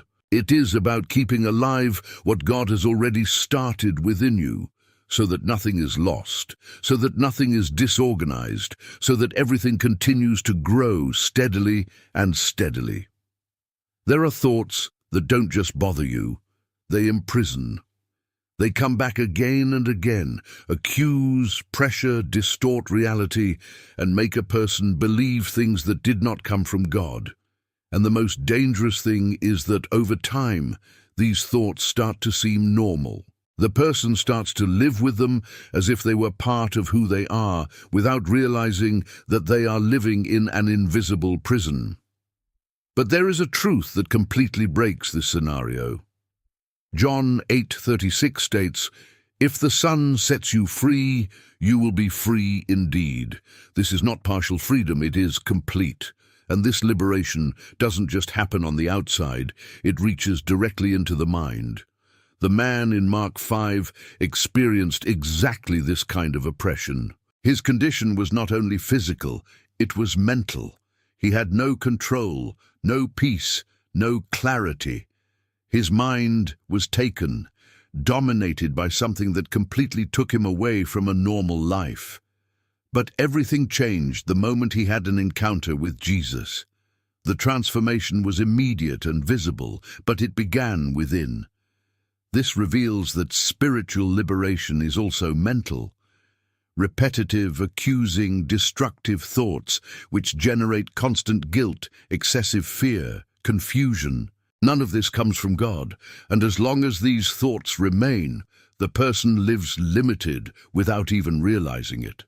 The purified mind begins to break these chains, not in a noisy way, but in a real way. What used to dominate begins to lose strength. What seemed impossible to control begins to be confronted, because the truth begins to occupy the space where there was a lie before. 2 Corinthians 3:17 declares, "Where the Spirit of the Lord is, there is liberty." This means that when God comes in, oppression does not remain. He may even try to resist. He may even come back in the form of thoughts, but he no longer has the same mastery, because there is something greater now operating within the mind. And this process begins when you recognize that not everything you think is true. When you start questioning, filtering, replacing, when you allow the Word of God to come in and confront that which has been established for so long. Liberation does not only happen when something leaves, but when something new takes its place. When the truth enters, the lie loses space. When the light comes, the darkness does not remain.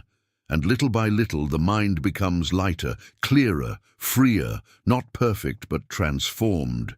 Not immune to thoughts, but prepared to deal with them. In the next few moments, something even deeper will be revealed, something that can touch areas that were still hidden within you.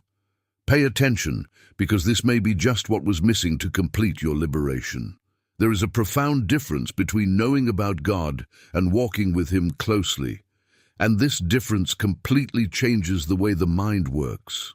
Because information fills, but it is intimacy that transforms. Many know, few realize, many hear, few discern, and all of this is linked to the level of proximity. Psalm 25:14 reveals a secret that cannot be ignored. The secret of the Lord is to those who fear Him. This means that there are things that God does not reveal openly, but shares with those who are close. It's not favoritism, it's relationship. The closer, the clearer. The more intimate, the deeper.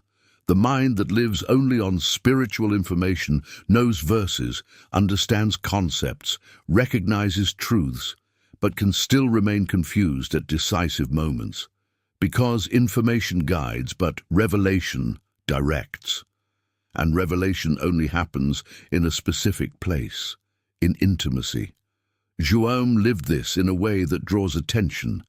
In John 13:23, he was reclining next to Jesus on a level of closeness that was not only physical, but spiritual. And this was reflected in the way he perceived things. He understood what others did not. He captured details that went unnoticed by others. This shows that the purified mind does not live only on what it learns, but on what it receives directly from God. There is a sensitivity that is born of proximity, a kind of insight that comes not from intellectual effort, but from spiritual connection. And the more this intimacy develops, the more thoughts begin to align naturally. It's not a constant struggle, it's a continuous adjustment. The mind begins to reflect that which is being cultivated in the presence. What once seemed difficult to discern becomes clearer. What once generated doubt begins to bring conviction. Because intimacy creates familiarity, and when you become familiar with God's presence, you also become familiar with the way He speaks, with the way He directs, with the way He reveals. And that transforms everything. The mind stops looking for answers only outside and begins to find clarity within. Not because it has all the answers, but because it is connected to the source of them. Perhaps what is missing is not more effort, more search, more trying, but more proximity. Because it is in this place that God reveals what is not available in any other. And it is in this place that the mind finds such a deep alignment that it begins to think, feel, and discern in a completely different way. There is a moment when everything is tested, not in silence, not in calm, but in pressure. And it is exactly at this point that the true state of mind is revealed. Because as long as all is well, it is easy to keep thoughts aligned. It is easy to feel peace. It is easy to stand firm. But when the pressure comes, when circumstances tighten, when the scenario becomes the opposite, what is inside manifests. The purified mind is not one that never faces difficulties, but one that remains steadfast even when everything around tries to destabilize. James 4:7 states, "Submit yourselves therefore to God, resist the devil, and he will flee from you." This reveals a position. First, subjection, then resistance. It is not passivity, it is active firmness. Resisting spiritually does not mean ignoring the pressure, but not surrendering to it. It is keeping thoughts aligned with God even when emotion tries to take another path. It is to remain firm in the truth even when reality seems to contradict it. Job lived this to an extreme level. He lost, suffered, was pressured emotionally, physically, and spiritually. And yet, in Job 1:21 he declared, "The Lord gave him and the Lord took him. Blessed be the name of the Lord." This was not an automatic phrase. It was the reflection of a mind that was already aligned before the pressure came. And this is exactly what many do not realize. Pressure does not create the mind. It reveals. It shows the level of purification, of alignment, of firmness that already exists within. If the mind is disorganized, the pressure amplifies it. But if it is aligned, the pressure does not destroy, it only confirms. Spiritual resistance is born from this alignment. It is not a force that appears out of nowhere. It is a construction that was made before. It is the result of a mind that has learned to discern, to reject, to replace, to position itself. And when that mind faces hard times, it doesn't give in easily. You can even feel the impact. You can even perceive the intensity of the moment, but you don't give in to chaos. There is something stronger sustaining inside, because those who are firm in God do not depend on circumstances to remain stable. Peace does not come from the scenario, it comes from alignment. Strength doesn't come from control, it comes from connection. And little by little, you begin to realize that what once shook you no longer has the same effect, that situations that once took away your peace are now faced differently, not because you have changed externally, but because your mind has been strengthened internally. And that's the point where many give up, but it's also the point where few remain, because resisting requires decision, it requires firmness, it requires continuity. But when this resistance is sustained, something happens. What tried to bring you down begins to lose strength. And what seemed unbearable becomes just another moment that you went through with a firm mind, aligned and sustained by God.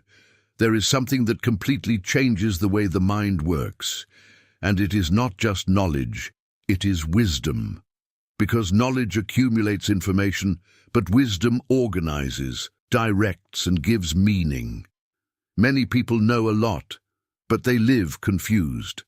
They think a lot, but decide badly. And this happens because they have not yet learned to seek what really governs the mind in the right way.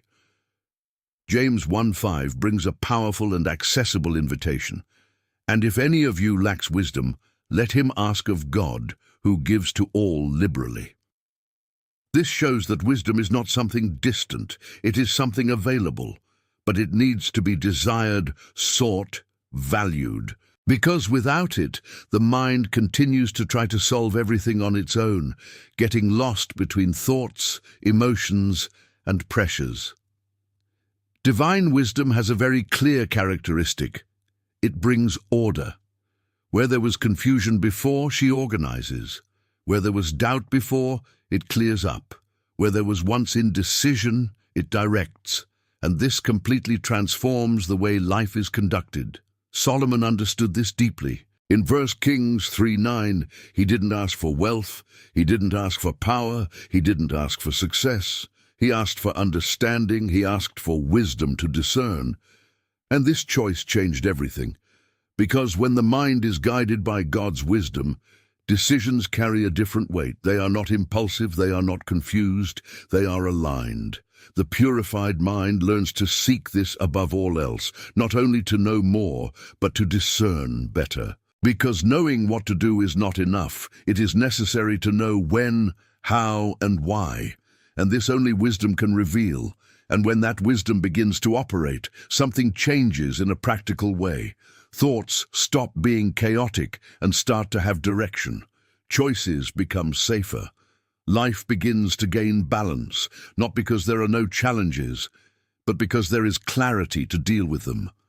God's wisdom does not eliminate difficult situations, but it completely changes the way we face them. It avoids hasty decisions, protects against wrong paths, and leads to what really matters.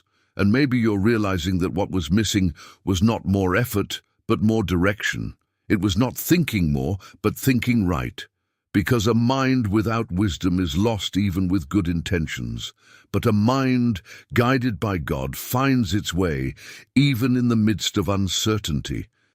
And that starts with a simple but powerful request. Recognize that you need to make room and allow God to begin to organize what was previously confusing. At the end of this video, you can experience something that goes beyond words, something that touches your mind and spirit directly. Stay until the end, because there is a prepared moment that can bring clarity that you have not yet lived. There is something that sustains every transformation that happens in the mind. And without it, even a renewed mind can become confused again. Identity, because the way you see yourself determines the way you think, decide, and live. And when this identity is distorted, everything around it also begins to lose clarity. Many live carrying thoughts that were not born in God, ideas about themselves based on past mistakes, words they heard, experiences they marked. And these ideas become internal truths, even if they are not real. The person begins to see themselves as smaller, incapable, limited, and this directly influences the way they position themselves in life. But the purification of the mind begins to confront these lies. It doesn't just organize thoughts, it reveals identity. 1 Peter 2:9 declares, "But you are a chosen generation, a royal priesthood, a holy nation, a peculiar people." This is not just a beautiful statement, it is a spiritual definition. It's God showing you who you really are, regardless of what you've experienced or what they've been told about you. The prodigal son lived exactly this process. When he was distant, lost, living a completely different reality from his origin, his mind was already affected. He saw himself as someone unworthy, someone who didn't deserve anything else. But when he decides to return, something begins to be restored. In Luke 15:22, the father not only receives it, but returns clear signs of identity, new garment, ring, restored position. This shows that the real change was not only the physical return, but the internal repositioning. He stopped seeing himself as someone lost and recognized himself as a son again. And that's exactly what happens when the mind is purified. The lies begin to fall. What you believed about yourself begins to be questioned, and little by little, God's truth is occupying this space. When identity is restored, the mind is strengthened. Thoughts stop being guided by insecurity and start to reflect who you really are in God. Decisions become firmer, postures change. There is an internal security that does not depend on the opinion of others. Because when you know who you are, you don't get lost easily. He does not accept any thought. He does not diminish himself. He does not live trying to prove something all the time. There is a stability that comes from understanding. And perhaps at this time, you are beginning to realize that many of your limitations have not come from God, but from ideas that have been accepted over time. And now, something within you is being repositioned. None of this is happening by chance. If this word has reached you and made sense in your heart, write in the comments, "I believe, Lord," because recognizing this is the beginning of a new way of thinking, living and seeing oneself from the truth. There is a moment when everything that has been understood needs to stop being just thought and become surrender. Because it's not how much you've understood that transforms your mind, it's how much you decide to surrender it before God. Everything that has been revealed so far points to a specific place, to trust completely, without reservations, without control, just to deliver. Psalm 62:8 declares, "Pour out your heart before him." This isn't about pretty words, it's about sincerity. It is to open the interior, to align thoughts, emotions, and intentions before him. It is recognizing that there is a point where the mind can no longer try to solve it on its own, but must surrender.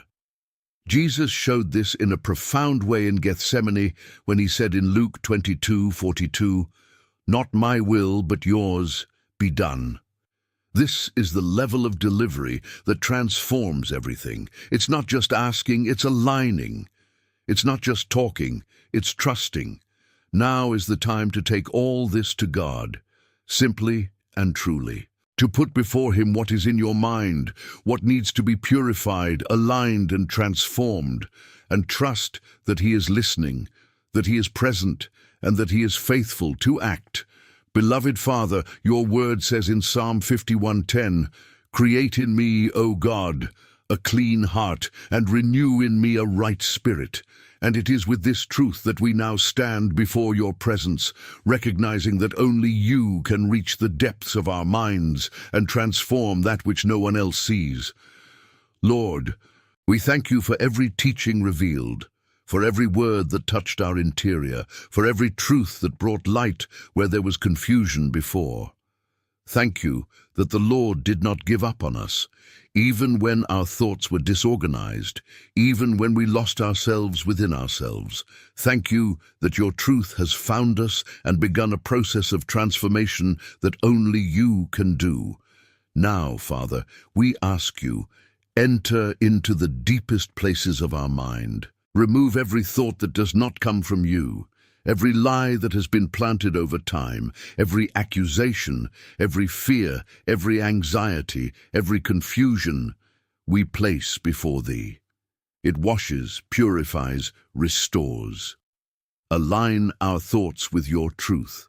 Teach us to think as the Lord thinks, to see as the Lord sees. Lord, renew our mind. May all oppression be broken now. May all repetitive and destructive thinking lose strength. Let every invisible chain be broken by thy power. Because your word declares in John 8:36 that if the Son sets us free, we will truly be free.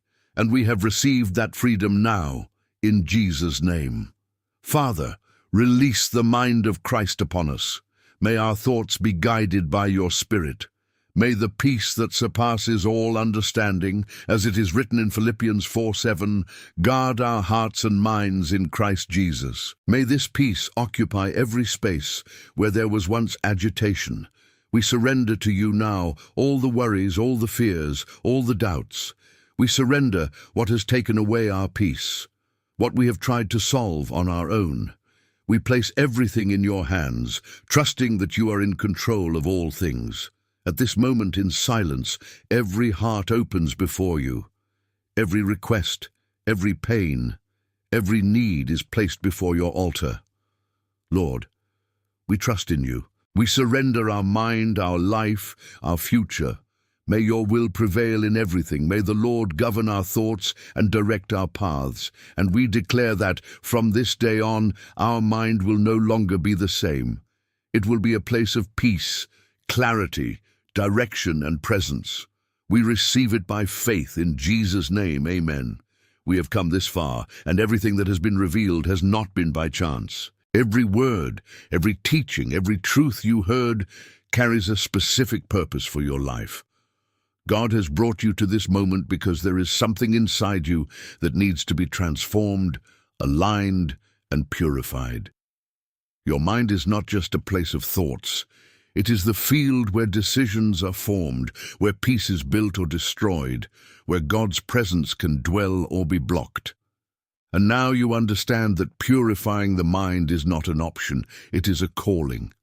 This message is for you. God has chosen you to hear this today, because He desires to bring you to a level of clarity, peace, and direction that you have not yet fully experienced. And the question that remains now is, what are you going to do with all this you have received? Will you continue to allow the same thoughts to control your life? Or will you decide, starting today, to align your mind with God's truth? I am very happy to know that we are together on this journey of faith, because this is not just a video, it is a meeting, it is a moment that can mark a before and after in your life, and you are part of it. I want to invite you, from the heart, to leave your like and subscribe to the channel, if you haven't already, because then you continue to receive messages like this. But more than that, I want to meet you. Comment below where you are watching and, if you feel in your heart, share a little of what you are experiencing. We are forming a chain of faith, and its history matters, not only for us, but mainly for God. And understand something very important. It doesn't end here. There is something even deeper that you need to discover. In the next video, we will go even further on this journey and reveal how to live daily in the presence of God, keeping the mind aligned and protected in any situation. There is a next step waiting for you, and it can completely change the way you live your faith. Allow God to continue speaking to your heart. Take the next step on this journey by watching the next video that will appear here on the screen. In it, we will continue to learn how to live in God's presence and experience the fullness of His plans.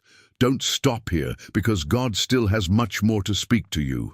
Always remember, God is greater than any attack. Trust Him, and He will do infinitely more than you can imagine. May God bless your life, and I'll wait for you in the next video.